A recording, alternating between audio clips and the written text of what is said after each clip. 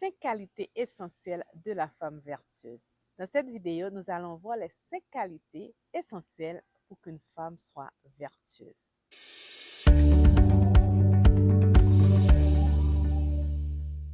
Mon nom est Nadine Francillon, bienvenue sur la chaîne du lieu secret. Merci à tous ceux et celles qui nous suivent à chaque semaine, que le Seigneur vous bénisse. Et à vous qui êtes nouveaux, nouvelles sur cette chaîne, je vous dis bienvenue, vous êtes chez vous. Sur cette chaîne, nous parlons de relations simples et authentiques avec le Seigneur. Donc, si vous recherchez cette belle relation simple et authentique, vous êtes à la bonne place. Donc, je vous invite à vous abonner et à activer la cloche de notification. Comme ça, vous n'allez rien manquer de nos prochaines vidéos. La femme vertueuse. Qu'est-ce qu'une femme vertueuse? Proverbe 31, à partir du verset 10, nous explique à quoi doit ressembler une femme vertueuse. Une femme vertueuse, c'est une femme qui a une conduite exemplaire, qui peut servir de modèle aux autres. Le Seigneur nous appelle à ressembler à cette femme, à chaque jour, à avoir cette femme comme modèle pour nous aider. C'est sûr que ce n'est pas un travail qui se fait dans un jour, mais c'est un travail d'une vie, à vouloir ressembler à cette femme, à prendre cette femme comme exemple, comme modèle dans notre vie de tous les jours. Nous voyons dans Proverbe 31, nous voyons la femme vertueuse, mais il y a aussi Esther qui était une femme vertueuse, n'est-ce pas? Quand on regarde sa conduite, c'était une femme vertueuse. Il y a Marie, la mère de Jésus, et plein d'autres personnes dans la Bible que, à qui on peut s'inspirer pour pouvoir leur ressembler. Donc aujourd'hui, nous allons voir la femme de Proverbe 31. Premièrement, c'est une femme, une des qualités, il faut qu'on puisse avoir confiance en vous. Il faut que vous soyez une femme digne de confiance. Parce que dans Proverbe 31, le verset 11, ça nous dit, le cœur de son mari a confiance en elle et les produits ne lui feront pas défaut. Donc, il faut que vous soyez une femme digne de confiance. Donc, je pense que ça, c'est quand même assez atteignable. Vous devez être fidèle dans tout ce que vous faites. Et si vous n'êtes pas marié, vous allez me dire, Benadine, je ne suis pas mariée. Mais peu importe que vous soyez célibataire, marié, divorcé, peu importe votre statut, vous devez être une femme digne de confiance. Les gens doivent avoir confiance en vous. Ça, c'est une qualité primordiale pour être une femme vertueuse. La deuxième qualité essentielle, vous devez avoir la crainte de Dieu. Sans la crainte de Dieu, c'est impossible d'avoir une conduite vertueuse parce que notre conduite est basée sur des valeurs chrétiennes. Notre conduite est basée sur la parole de Dieu. Qu'est-ce que la parole de Dieu nous demande de faire? Donc, ne pas avoir la crainte de Dieu, c'est être à côté d'être une femme vertueuse. Proverbe 31, verset 30 nous dit, la femme qui craint l'Éternel est celle qui sera louée. Donc, une qualité essentielle, vous devez avoir la crainte du Seigneur. Troisième qualité essentielle, je vais vous dire que vous devez être une femme équilibrée. Je sais, de nos jours, il y a tellement de choses, nous sommes tellement sollicités de partout. L'équilibre devient un peu difficile, mais c'est un but que nous devons chercher. C'est un objectif que nous devons toujours rechercher, d'avoir un équilibre de vie. Souvent, je regarde des femmes qui font des burn-out parce qu'il n'y a pas d'équilibre. On n'est pas capable de voir qu'est-ce qui est prioritaire de ce qui ne l'est pas. Nous ne sommes pas capables de discerner les saisons dans notre vie. Nous ne sommes pas capables de voir qu'est-ce que nous devons prioriser aujourd'hui. Donc, nous voulons tellement donner, nous nous oublions. Donc, il y a tellement de choses qui font que nous n'avons pas une vie équilibrée. Et pour être une femme vertueuse, nos idées doivent être claires. Et pour que les idées soient claires, nous devons avoir un équilibre de vie. Nous devons rechercher cet équilibre de vie à tout prix. C'est pour ça que le Seigneur nous dit que de chercher premièrement le royaume et sa justice. Parce qu'en cherchant le royaume et la justice de Dieu, donc, nous allons plonger notre regard dans la parole de Dieu.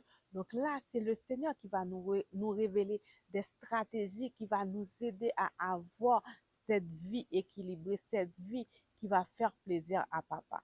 Parce que sans cet équilibre-là, je vous dis d'avance, ça va être impossible d'être une femme vertueuse. Donc, si vous n'êtes pas capable d'atteindre cet équilibre-là, il y a des gens qui sont là pour vous aider.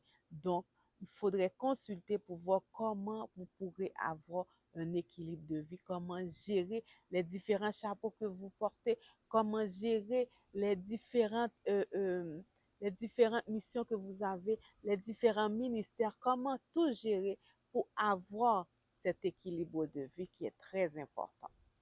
La quatrième chose, la quatrième qualité essentielle pour être une femme vertueuse, c'est une femme qui a de la compassion. Vous ne pouvez pas être une femme vertueuse si vous n'avez pas de la compassion pour les autres. Proverbe 31, le verset 20 nous dit, elle tend la main au malheureux, elle tend la main à l'indigent. Vous voyez quelqu'un souffrir, vous voyez des malades, vous n'êtes pas, ça ne vous dit absolument rien. Et il faut aller en prière parce qu'une femme vertueuse, c'est une femme qui est compatissante. Oui, le Seigneur nous demande d'être compatissants. Et ça, ce ne sont pas des choses, ça doit pas être, c'est pas si difficile que ça d'être compatissant. Vous savez, la femme vertueuse, là, c'est comme on prend une petite bouchée à la fois.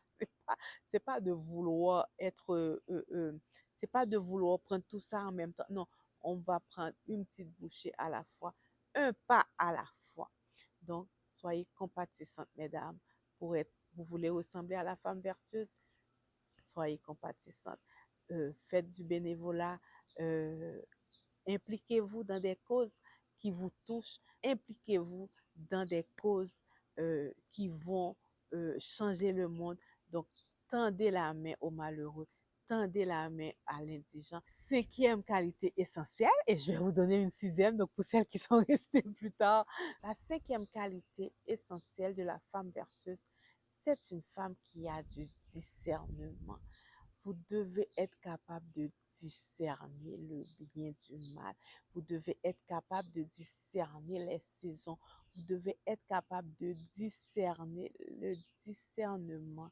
L'esprit de discernement, c'est tellement important pour nous les femmes. Donc, dans Proverbe 31, le verset 18 qui nous dit, elle sent ce qu'elle gagne est bon. Donc, c'est parce qu'elle a du discernement qu'elle est capable de discerner ce qui est bon et ce qui ne l'est pas. Parce que sans esprit de discernement, vous ne pourrez pas réussir.